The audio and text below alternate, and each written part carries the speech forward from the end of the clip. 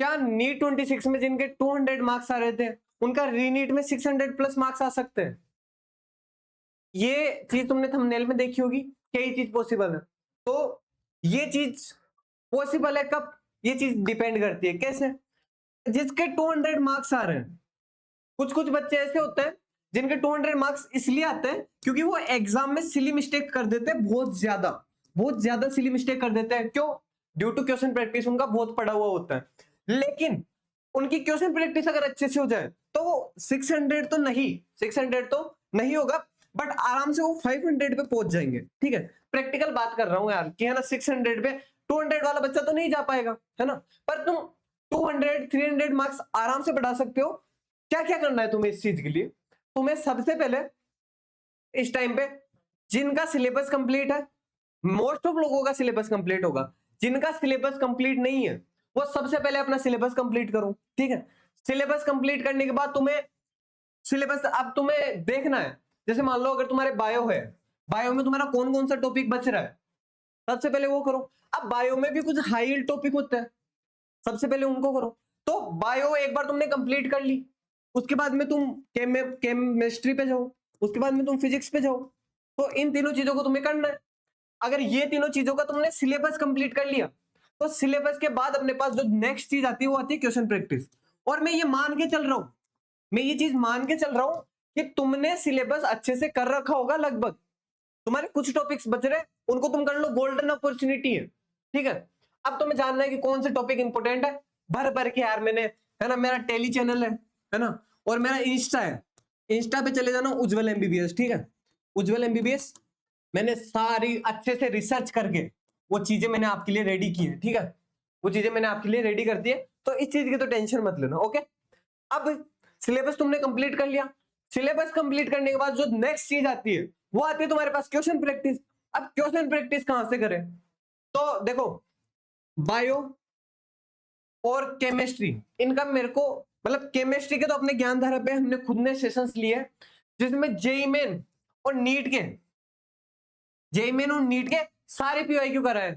और मैं मेरी सब्जेक्ट अगर फिजिक्स की बात करूं ना, तो क्वेश्चन प्रैक्टिस इतनी कराई है ना मेरे दोस्त, क्वेश्चन प्रैक्टिस इतनी कराई है कि एग्जाम में हूबहू क्वेश्चन दिखे, हूबहू क्वेश्चन दिखे तो मानोगे नहीं, हमें वीडियो टेक डाउन करनी पड़ रही है कि जो पढ़ाया वो आया।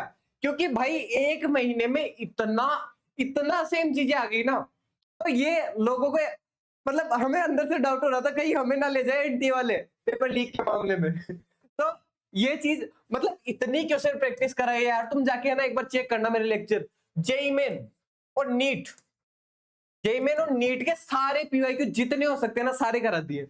अब क्वेश्चन प्रैक्टिस कर ली, ये तुम्हें काम करना है कितने दिन में, कितने दिन का हो गया ये तुम्हें आराम से 6-7 दिन में ये चीजें कंप्लीट कर लेनी है। अब तुम बोलोगे कंप्लीट क्वेश्चन प्रैक्टिस कैसे करेंगे? जाना ज्ञानधारा सर्च करना, ज्ञानधारा नीट जो कि कॉलेज में चैनल है, वहां से जाके मेरे लेक्चर देख लेना। क्वेश्चन प्रैक्टिस कहीं से नहीं करनी, मैं बोल रहा हूं, यहां खड़े होके बोल रहा हूं, उन लेक्चर से बाहर क्वेश्चन नहीं जाएगा। तुम्हारे पेपर अगर जेई मेन एडवांस एडवांस तो ठीक है, पर जेई मेन से थोड़ा ऊपर भी बना दिया ना तो भी तुम्हारा क्वेश्चन बाहर नहीं जाएगा, है ना। उसके बाद में क्वेश्चन प्रैक्टिस की बात कर ली अपन ने, अब तुम्हें देने टेस्ट। मैं तो ये मान के चल रहा हूं कि तुम्हारा नीट अगर 14 जून को होगा तो अगर 5-6 दिन में तुमने अगर ये सारी चीजें कर ली, उसके बाद में तुम्हें करना है क्या? टेस्ट देना है। अब टेस्ट तुम कैसे दोगे? ऐसे नहीं है कि तुम रोज टेस्ट दे रहे हो, है ना। फिर रोज टेस्ट किसको देने?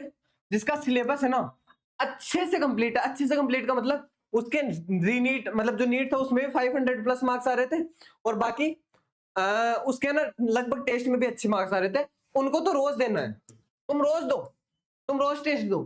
पर जिनके मार्क्स कम आ रहे थे वो रोज टेस्ट उनको नहीं देना है, मैं नहीं रिकमेंड करूंगा। क्यों? क्योंकि रोज टेस्ट देने में तुम्हें टाइम ही नहीं मिल पाएगा किसी और चीज को करने का। ठीक है, तो रोज टेस्ट उनको देने जिनका सिलेबस कंप्लीट है। जिनका सिलेबस कंप्लीट नहीं है, मतलब सिलेबस कंप्लीट और अच्छे से कंप्लीट नहीं है, उनको सबसे पहले अपना सिलेबस अच्छे से कर लेना है। उसके बाद में जब तुम टेस्ट दो, तुम्हें एनालिसिस करना है। जिनके 200 मार्क्स है ना उनको एनालिसिस करना है, करना पड़ेगा। ठीक है, तो ये चीज अपन को ध्यान रखनी है। टेस्ट एनालिसिस बराबर क्या करना है, जो तुमने एक बार मिस्टेक कर दी एग्जाम में वो तुम्हें दोबारा रिपीट नहीं करनी है। तो मेन पॉइंट्स मैंने बता दिए, ठीक है। और इसका कंप्लीट रोड मैप गाइड में मैं ले आऊंगा कि तुम्हें कौन से डे पे कौन सा, एक बार तुम्हारी डेट आ जाए फिर उसके बाद में अपन कंप्लीट गाइड भी इसका ले आएंगे। Thank you very much. ऐसी ऑथेंटिक वीडियोस के लिए उज्जवल एमबीबीएस को सब्सक्राइब कर लेना, क्योंकि यूट्यूब पे अभी तुम्हें ज्ञान देने वाले बहुत मिलेंगे, बट यहाँ पे ऑथेंटिक बातें होगी। अब बच्चा लिख के जाएगा लास्ट में कि यार आपने 200 से 600, भाई ये मैंने उनके लिए बताया जिनका सिली मिस्टेक्स हो गई थी। अब तुम बोलोगे यार हमें कुछ नहीं आता, कुछ नहीं आता, भाई नहीं होगा, नहीं होगा, ठीक है। पर अगर तुमने अच्छे से पढ़ रखा है, सिलेबस कंप्लीट है, तो ये चीजें कर लेना, तुम्हारे 600 मार्क्स भी टच हो जाएंगे, ठीक है। Thank you very much.